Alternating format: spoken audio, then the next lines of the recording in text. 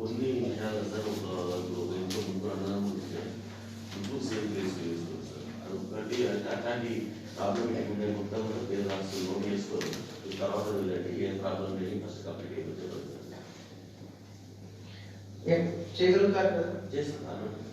నేను మీకు ఒక రిపోర్ట్ పంపించాను లాస్ట్ శ్రీరాంపూర్ లిమిటెడ్ సార్.